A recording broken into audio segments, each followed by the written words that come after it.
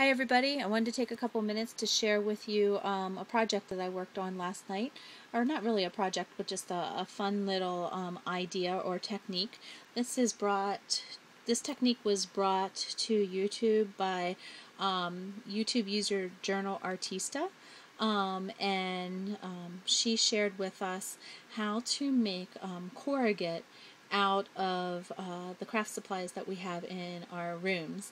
The key to making this is to use a Fisker's crimper, which I've had in my stash for many years, back since the late 90s, early 2000, and I've used it very rarely, but it was perfect for this technique. So let me show you the corrugate that I've made. There's actually 3 layers to this project. There's a top layer, and for all of them, my top layers are using the Prima Madeline collection. Then there's a middle layer, if you can see that, which is the bumpy part here, the corrugated part that I put through the crimper, and then a flat back piece. I did my crimped pieces and my flat back pieces using Basil Paper's craft color cardstock with smooth texture. So this technique is really fun. It only takes a few minutes to do each one of these, and you get a nice, cool, grungy look that may turn into the covers of art journals. I'm not sure exactly what I'm going to do with them yet, but they're fun and ready to use for something. I may actually put them through my die cut machine and turn them into tags. So we'll see. But let me show you some different aspects here.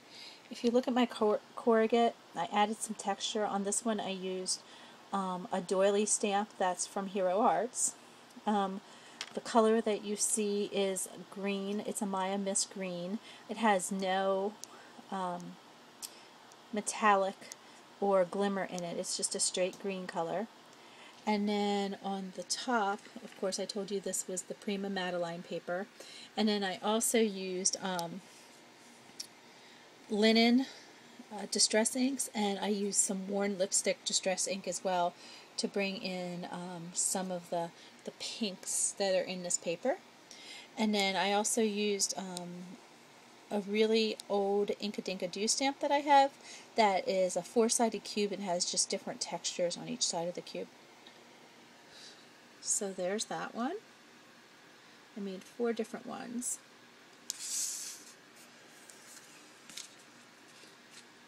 Then here's the next one. These were all made with the same technique.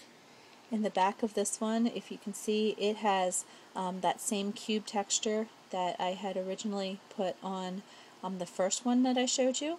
It also has turquoise metallic ink sprayed on it. That's from Maya Road, the Maya Mist inks. Same paper as the Madeline collection from Prima.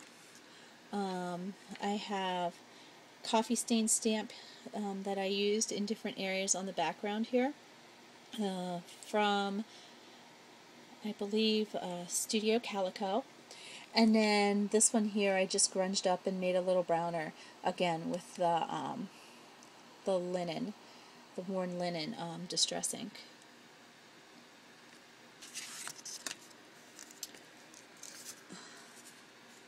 My next one uses the same color of the Maya Mist in the background. The texture is really subtle on this one. What I did for this technique is I noticed that when I was running it through, I didn't have my cardstock quite wet enough.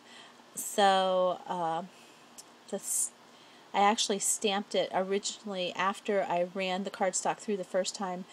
The lumps weren't big enough, so I ran the cardstock through again, and I don't know if you can see there, but the texture of the stamp is actually down in the grooves, but not on the top of the peaks of this.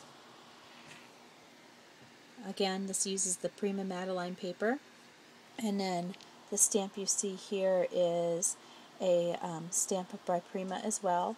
It's a really cool chicken wire.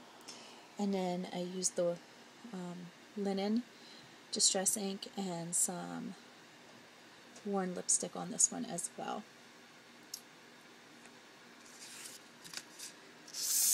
And then this is my final one. So this one, in the background, I used a roller stamp that's by Glitz Designs. The roller looks like a